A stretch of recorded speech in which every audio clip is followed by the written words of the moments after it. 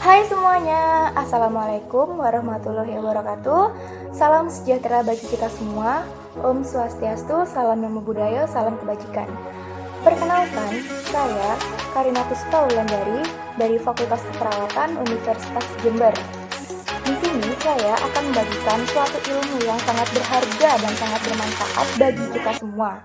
Nah, ilmu yang akan saya bagikan kepada kalian semua pada kali ini yaitu bagaimana kita dapat mengobati ataupun mencegah penyakit pernafasan. Nah, tentunya dari kalian semua, beberapa mungkin ada yang mengidap penyakit pernafasan dan ini sangat mengganggu aktivitas sehari-hari. Sebelum saya mulai memberikan ilmu kepada kalian semua, jangan lupa untuk klik like, subscribe, dan jangan lupa untuk men-share semua video yang ada pada akun-akun YouTube ini agar nantinya kalian dapat membagikan pengetahuan mengenai penyakit-penyakit lainnya kepada orang lain dan tentunya akan bermanfaat bagi orang lain. Dan juga kalian nanti akan mendapatkan informasi-informasi terbaru nih mengenai apa saja yang berkaitan dengan dunia kesehatan. Baik, kita lanjut. Di kehidupan modern seperti sekarang ini, pencemaran polusi terjadi di mana-mana. Nah, pencemaran polusi ini dapat timbul dari asap kendaraan bermotor, pembakaran sampah, dan masih banyak lagi. Nah, polusi udara seperti inilah yang dapat menyebabkan penyakit pernafasan muncul dan tentunya penyakit pernafasan ini sangat mengganggu kita dalam melakukan aktivitas sehari-hari. Jadi, aktivitas sehari-hari yang kita lakukan tidak dapat maksimal dan terganggu akibat penyakit pernafasan yang kita miliki. Nah, untuk penyakit pernafasan yang kali ini akan kita bahas yaitu tentang penyakit asma. Nah, siapa nih dari kalian yang sudah sangat tidak asing dengan penyakit yang satu ini?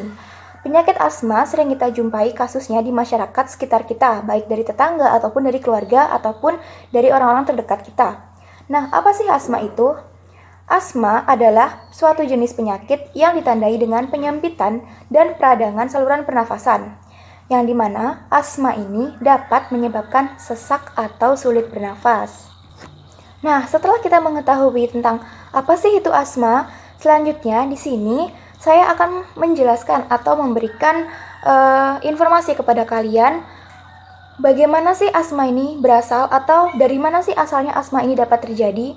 Nah, asma itu sendiri dapat terjadi atau dapat disebabkan oleh debu, asap rokok, bulu binatang, udara dingin, aktivitas fisik, infeksi virus, atau bahkan zat-zat kimia yang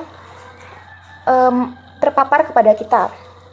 Nah, pengidap asma ini memiliki saluran pernafasan yang lebih sensitif daripada orang-orang di sekitar lainnya. Karenanya, saat paru-paru orang yang terkena asma terkena iritasi dari pemicu asma, maka otot-otot saluran pernafasan jadi kaku dan menyempit. Pada pengidap asma, saluran pernafasan akan menjadi lebih sensitif sehingga paru-paru akan terkena iritasi dari pemicu asma yang dapat menyebabkan gangguan pada otot saluran pernafasan, yang dimana hal ini dapat meningkatkan produksi dahak yang membuat kita kesulitan bernafas. Nah, seperti itu ya teman-teman. Nah, sudah jelaskan. Nah, sekarang dari penjelasan saya tadi, saya akan melanjutkan mengenai bagaimana sih gejala-gejala asma itu. Nah, pada masa kanak-kanak, gejala asma akan menghilang dengan sendirinya saat masuk usia remaja. Gejala asma yang tergolong menengah atau berat pada masa kanak-kanak dapat kembali ke masa yang akan mendatang. Nah, khususnya buat para ibu-ibu nih yang mempunyai anak-anak kecil atau masih balita, mungkin saja sekarang anak-anaknya itu menderita asma dan di masa mendatang itu akan kembali lagi atau muncul gejala asma. Nah, gejala asma yang tergolong menengah atau berat pada masa kanak-kanak ini tentunya dapat muncul kembali pada masa mendatang. Dan perlu diketahui juga bahwa gejala asma bisa muncul di usia berapa saja dan tidak mengenal usia baik muda, tua, ataupun sudah mbah-mbah gitu. Nah, dan tidak selalu bermula pada kanak-kanak untuk kasus asma ini. Nah, sekarang tentunya kita juga wajib mengetahui nih apa saja gejala asma yang dapat timbul dan ini juga membantu kita dalam memberikan pencegahan yang tepat kepada keluarga kita apabila keluarga kita menunjukkan gejala atau tanda-tanda asma. Nah, Gejala asma diantaranya yaitu ada nyeri dada, batuk, dan mengi.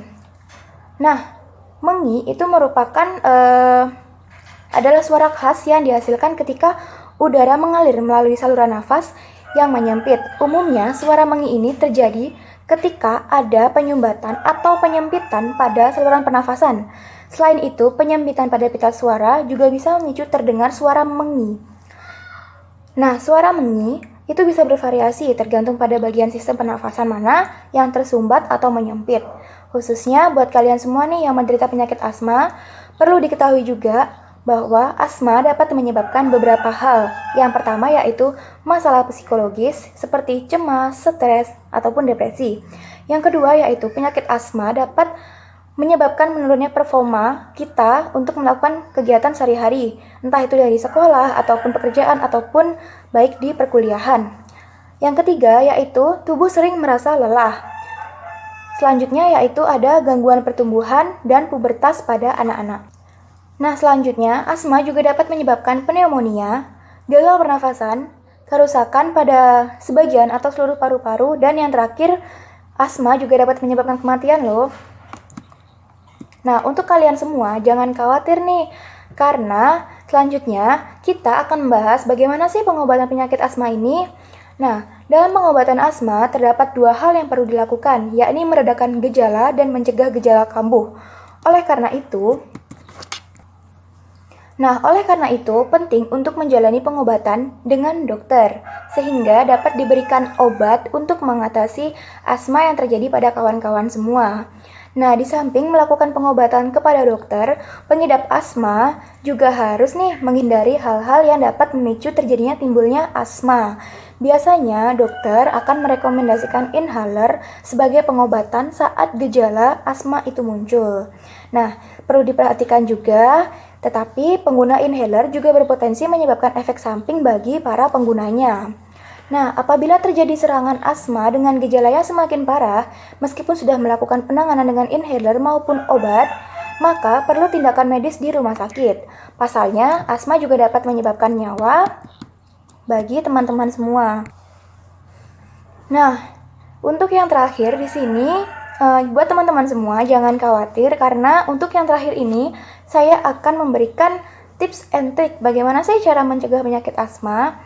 Nah, penyakit asma itu merupakan suatu jenis penyakit yang dapat dikendalikan dengan mengatur pola hidup yang sehat, dan selain itu kita juga perlu memperhatikan beberapa hal yang dapat mencegah menurunnya penyakit asma. Yang pertama, kita perlu mengenali dan menghindari apa saja pemicu asma. Yang kedua yaitu tentunya kita juga harus mengikuti anjuran dokter atau anjuran dari tenaga medis untuk mengikuti rencana atau penanganan dari asma itu sendiri. Yang ketiga yaitu mengikuti langkah-langkah pengobatan yang tepat sesuai dengan pengendali penyakit asma. Yang keempat yaitu menggunakan obat-obatan asma yang telah dianjurkan oleh dokter secara teratur. Nah, tentunya buat kalian nih, jangan sembarangan ya untuk memilih obat-obat penyakit asma. Kita juga harus perlu mengkonsultasikannya kepada dokter terlebih dahulu agar nantinya penyakit asma ini tidak semakin memperburuk keadaan kita. Nah, selanjutnya yang kelima yaitu kita juga harus memonitor kondisi saluran pernafasan kita. Oh iya, dan satu lagi di sini saya ingin memberikan suatu hal yang sangat bermanfaat bagi kalian semua, yaitu perlu diperhatikan juga bahwa pengguna inhaler dapat meningkatkan reaksi asma. Oleh karena itu, wajib untuk mendiskusikannya dengan dokter supaya rencana penanganan asma disesuaikan dengan kebutuhan. Nah, tak terasa nih, sudah selesai pembahasan kita pada kali ini. Semoga apa yang saya bagikan kepada kalian dapat menambah wawasan kalian semua. Dan tentunya saya juga mohon maaf kepada kalian semua dan kepada kawan-kawan dan rekan-rekan semua apabila terdapat kesalahan dari kata yang telah saya ucapkan. Terima kasih, selamat menjalani aktivitas kembali, dan sampai jumpa di channel ini berikutnya. Bye-bye.